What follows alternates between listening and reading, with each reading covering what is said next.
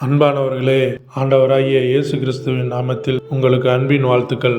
இன்று நாம் தியானிக்க போகும் வேதாகம பகுதி, எனக்கு ஒத்தாசை வரும் பர்வதங்களுக்கு நேராக என் கண்களை ஏறெடுக்கிறேன். வானத்தையும் பூமியையும் உண்டாக்கின கர்த்தரிடத்திலிருந்து எனக்கு ஒத்தாசை வரும். சங்கீதம் 121 அதிகாரம் 1 வசனம் 2 வசனம். வாழ்க்கையில் பல நேரங்களில் யார் எனக்கு உதவி செய்வார்கள், என் பிரச்சனைக்கு தீர்வு எங்கே என்று திகைத்து நிற்கிறோம் அல்லவா? சங்கீதக்காரன் தாவீதும் அப்படித்தான் திகைத்த போது தன் கண்களை மலைகளுக்கு நேராக ஏறெடுத்தான். இங்கே பர்வதங்கள், மலைகள் எதை குறிக்கிறது? ஆபத்து நிறைந்த இடம். அக்காலத்தில் மலைகளில் கொள்ளையர்கள், காட்டு விலங்குகள் மற்றும் வழிப்பறி திருடர்கள் இருப்பார்கள். பயம் நிறைந்த ஒரு இடமாக இருந்தது.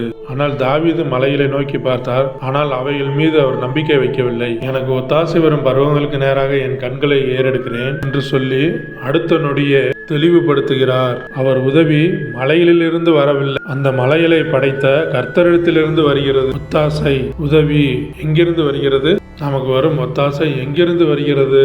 அது பரலோகத்தையும் பூமியையும் படைத்த சர்வ வல்லமையுள்ள தேவனாகிய கர்த்தரிடத்திலிருந்து வருகிறது. மனிதர்கள் உதவி செய்யலாம், ஆனால் அவர்கள் கைவிட்டு விடலாம். பணம் உதவலாம், ஆனால் அதுவே ஆபத்தா மாறலாம். ஆனால் வானத்தையும் பூமியையும் படைத்த கர்த்தரோ நம்மை விழவிட மாட்டார், நம்மை பாதுகாப்பார், அவர் தூங்க மாட்டார்.